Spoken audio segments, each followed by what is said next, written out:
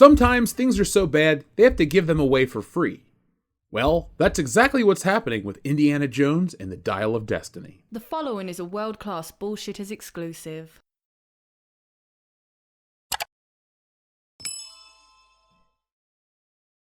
We're just days away from Indiana Jones and the Dial of Destiny, and things aren't looking too bright for the final chapter of the Indiana Jones saga.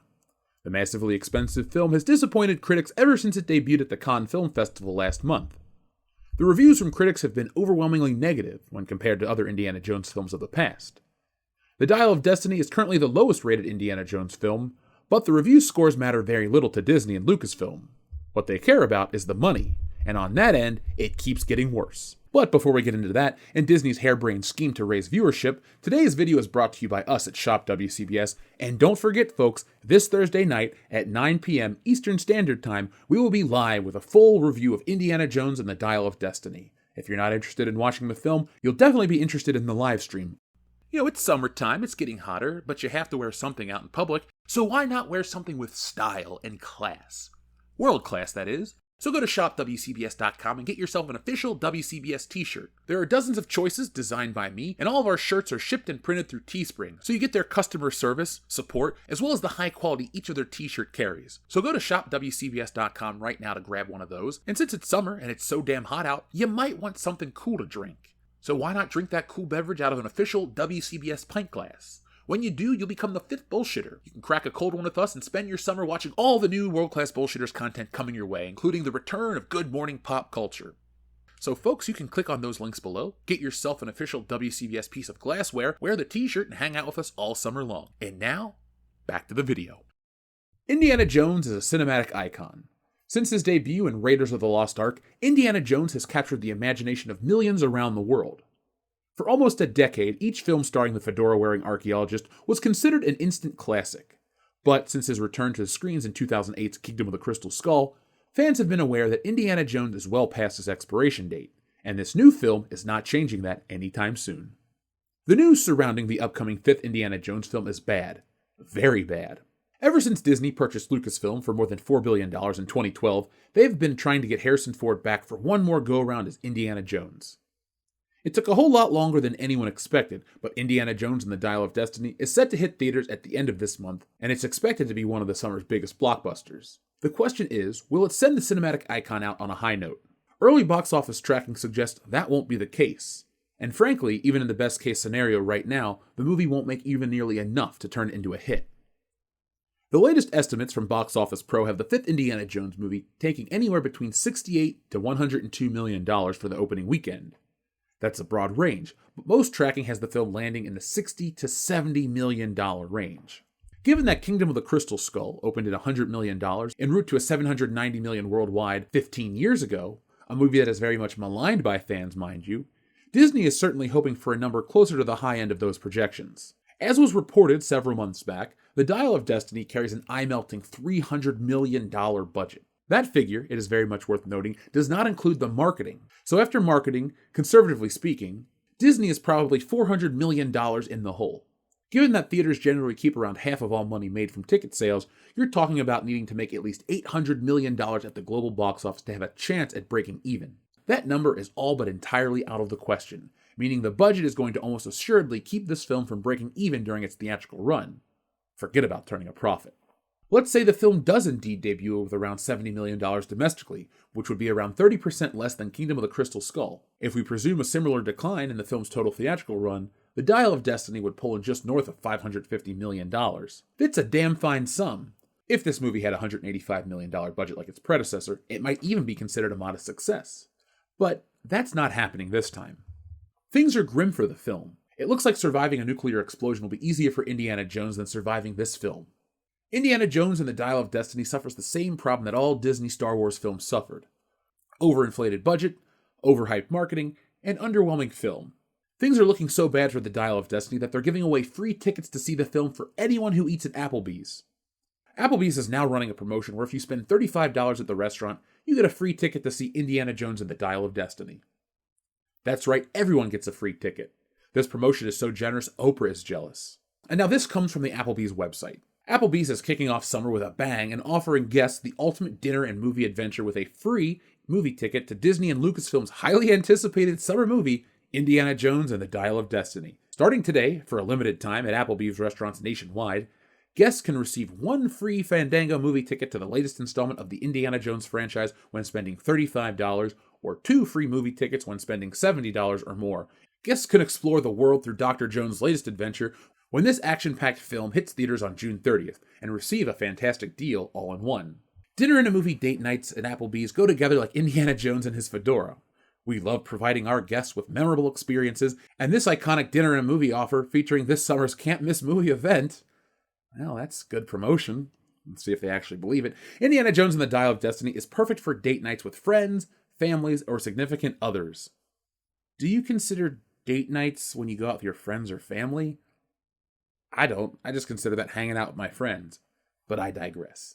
Indiana Jones has such a rich history and loyal fan base that has only grown since the original film debuted 42 years ago, right around the same time Applebee's first opened its doors. We know this will be the blockbuster hit of the summer and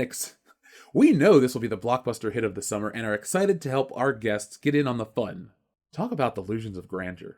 Imagine going to your local Applebee's for some boneless wings or whatever else you may order, and a ticket to Indiana Jones and the Dial of Destiny is given to you after your meal. Now, of course, that's a great gift, a free movie ticket, but let's say you have no interest in the film. No problem. Don't redeem it. The only problem is, that will still count as a ticket sold to the movie, meaning eating at Applebee's will inflate the numbers. Remember a few years ago when Captain Marvel had that promotion at American Eagle where you'd get a free ticket to the film with every purchase of $50 or more? Need some jeans? Here's a free ticket to the movie. Not interested? No problem, but those numbers will still count towards the film's success. Back then, people were confused how Captain Marvel made so much money, yet reports showed the same numbers of empty seats at theaters across the country. This led to fans questioning if Captain Marvel was the big hit it was proclaimed to be, or if there was Hollywood accounting at play. Same thing for Indiana Jones and the Dial of Destiny. The numbers keep getting worse for Indiana Jones and the Dial of Destiny. Movie promotions are nothing new, but if there's a way for Lucasfilm to boost sales, no matter where they come from, they will use it, so they can save face publicly. But no matter what, the numbers don't lie, and they spell disaster for this film at the box office.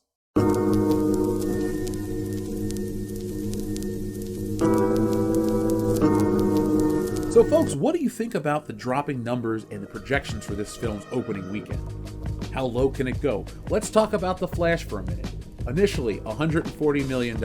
Then, well, it's going to go to 70. Actual $55 million. What if Indiana Jones opens up to $55 million like The Flash? The DC brand has been more relevant in the last 15 years than Indiana Jones. Hell, the DCEU started in 2013 and Indiana Jones' last adventure was 2008.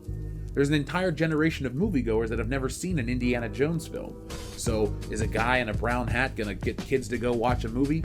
Sadly not. I grew up with Indiana Jones. I love the character very much. But if you look at the merchandise and other numbers of things associated with Indiana Jones, there's a reason why he's not around as often as Star Wars. The movies are great. They were great. They appeal to a certain audience. But that audience is not going to be enough to cover the massive box office needed to cover this film's expenses. $800 million just to break even is not excusable, not forgivable. A lot of websites like to mention the pandemic. They blame the pandemic for so many of these woes, but they only use the pandemic to excuse Disney films. Other studios and other films that are successful, they don't mention the pandemic. They only mention the pandemic when Disney movies fail to deliver. Look at Elemental. Last week, when the film was a huge flop at the box office, they mentioned that people were conditioned to stay at home during the pandemic, that people don't go to see kids' movies anymore.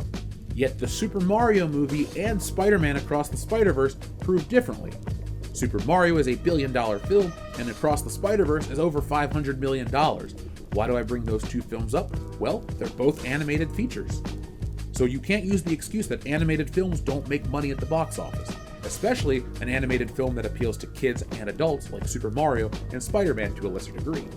It seems like Indiana Jones' fate has all been but sealed. With each projection dropping and interest in the franchise at an all-time low, how can Lucasfilm expect this to be mildly successful? Again, personally, I do love Indiana Jones, and well, it hurts to talk about this topic because Indiana Jones hasn't been very good in a long time, since 1989, to be honest. But from 1989 through 2008, the franchise rode on the legacy of 3 excellent films, a series of great video games, wonderful books, comic books, and a whole lot more. But today, Indiana Jones is just as hit and miss as Star Wars, and look at where Star Wars currently is. They don't know what they're doing with the films, they don't know what they're doing with the brand, and it all comes down to mismanagement from those behind the scenes. We'll spare you a Kathleen Kennedy diatribe because you can watch our previous videos that discuss the internal workings of Lucasfilm. But, according to a new book, Lucasfilm does not care about the spending. They do not care about the budgets of these films. It's no longer angry fans on the internet raging out about their childhood heroes being disrespected. It's people inside that talk about how Lucasfilm is one of the most mismanaged studios in Hollywood. And sadly, Lucasfilm holds true of the greatest IPs of all time, and this is another Disney problem as well, because Disney has purchased all the best IPs, all the studios that make the best IPs, and they've mismanaged them all. So now Marvel, Star Wars, Indiana Jones, and whatever else they come up with in the future are all at a disadvantage. Overspending, overhype, underdelivering is the greatest, well, by great I mean worst, formula in Hollywood history. They say 2.5 times the budget is the way you discuss a film's success to break even. Well, I say that other formula of those three things is how you spell disaster for any film at the box office. So folks, thank you for watching. I'll be back next time with more. And by next time, I mean, we'll see you Wednesday for some new videos, but join us tomorrow at 8:30 a.m. Eastern Standard Time for Good Morning Pop Culture and 9 p.m. for The High Council. You can catch Good Morning Pop Culture every day, Tuesday through Friday here on the channel. Of course, we take off holidays and stuff like that because family is important. But other than that, come hang out with us every single day on World Class Bullshitters. We have new content coming all the time, and if you want even more of what we have to offer, the 1.6 thousand videos we have here on YouTube, well, there's good news for you, folks. Go over to patreon.com/worldclassbs and you can check out all of our back catalog of Patreon content. And we have a lot. We have the entire Indiana Jones film commentary. We have most of the James Bond films. We have videos, behind the scenes stuff. Anything you want us to talk about, we'll cover on Patreon. So become a member, make some requests. Hell, you can even be on the channel where we do our channel membership hangout streams. So join WCBS on every platform you can, and we'll give you the best content possible on the internet. Remember, folks, we are the epitome of pop culture for a reason, and it's not just a funny name. So folks, I'll see you next time with all of that and more. But in the meantime, be smart, be safe, be cool, but always be excellent to each other. Thanks for watching today's video. Yes, it's over, but don't cry because there's more, a lot more from World Class Bullshitters. And there's only one way to get it. Hit that subscribe button below. When you do that, you'll get notifications and updates from World Class Bullshitters every time we go live. Basically, you won't miss anything.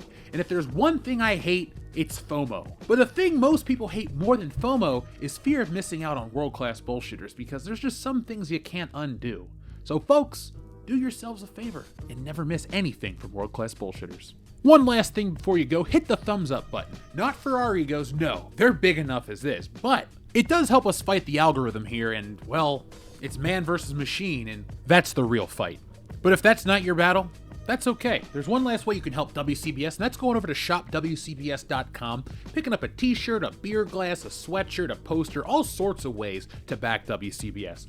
The difference between us and other YouTube channels is I'm the artist that makes all this stuff, so if you enjoy art beyond t-shirts, you can even read our comic books. We got it all. We're called the epitome of pop culture for a reason, and no, again, it's not for our egos. So folks, make sure you're involved with every aspect of World Class Bullshitters, not just for us, but do it for yourself. We're making the change in entertainment everybody out there wants to see. And a special thank you goes out to all of our wonderful patrons who make this content possible.